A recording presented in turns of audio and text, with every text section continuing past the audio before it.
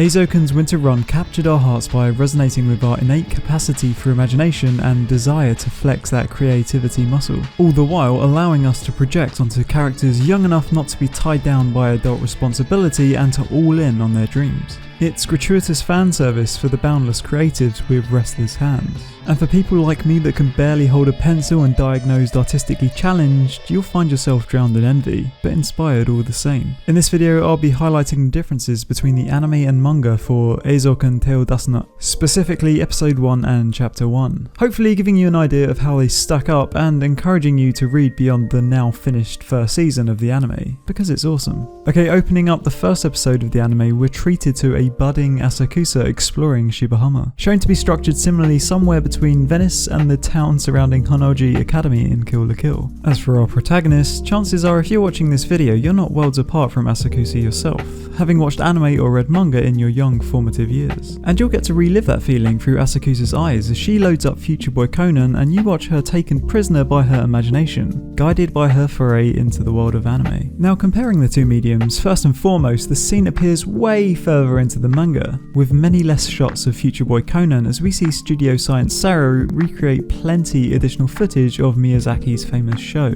Conversely, the manga starts by introducing the three girls, with Kanamori and Asakusa talking as they spot the famous model and soon-to-be buddy, Mizusaki. The manga chooses to first establish the cast, but the anime chooses to first establish the vibe, the wonderment of being absorbed into a different world, arguably the latter much more impactful and infinitely more relatable to us anime fiends. Both mediums follow the same route, with Kanamori, Asakusa and Mizusaki in the auditorium, with Mizusaki snatching that camouflage hat and escaping from her family's servants. They change Mizusaki's servants into black turtleneck wearing sunglasses indoors kind of guys, making them look like villain henchmen, whereas in the manga they are wearing suits, and in the manga they're referred to as GHQ agents, which I believe is a military org, but in the anime they get labelled as Men in Black. A shame they didn't get to keep their suits through the adaptation to look the part. As Mizusaki bolts backstage and the two girls take pursuit, we find the following theatre stairs scene was added into the anime. The trapdoor affair was far more comical and far more believable turn of events than in the manga, where Asakusa grabs Mizusaki in a fireman's carry and manages to outrun the guard. And for a small potato girl like Asakusa, she manages this feat how? Next we have the scenes leading to the laundromat and the mutual showcasing of Asakusa's landscapes and Mizusaki's character work. Both in the anime and manga are largely the same, and it isn't until the most iconic part of the episode where the anime diverts from the manga, the imagination sequence of the dragonflying machine. The landscapes shown in the scene in the anime differ from the manga, nevertheless both are fantastic. The dragonfly design drawings in the manga are heavily inked with solid lines, whereas in the anime they've been drawn as stylized sketches with water paint colouring in order to highlight the breakaway from reality. The transparency of objects the girls interact with in the foreground of the imaginary world adds to the ethereal feeling and semi-tangibleness of it all. The dragonflying machine section was a lot more concise in the manga, consisting of 9 panels and a double-page spread, and somehow Masaki Yuasa turned that into a 2.5-minute chase scene, adding in Mizusaki's family guards as an antagonistic element, giving the action a little more weight in their daring escape. It would feel unjust for me to say that the anime conveys more movement, speed and momentum, seemingly obvious as it should in a battle between animation versus still panels. But there is something about Yuasa's work, like Ping Pong, like Devilman, that encapsulates kinetic motion. It's as if Yuasa could have Sumito Owara's Eizouken redrawn as stills with his own flourish, and the action would dance rhythmically from panel to panel.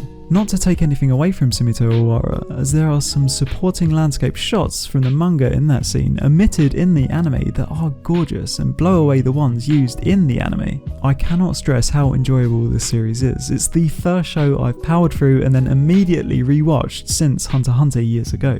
Make sure you check out Keep Your Hands Off Eizouken. This was Anime Fried Chicken. Thanks for watching. I make anime discussion videos through the week and cover Demon Slayer manga on the weekends. I plan to make some more Eizouken videos in the coming days-ish, so subscribe for more of those straight to your feed. Check out some of my other anime videos and come back again. I'll catch you guys next time. Cheers.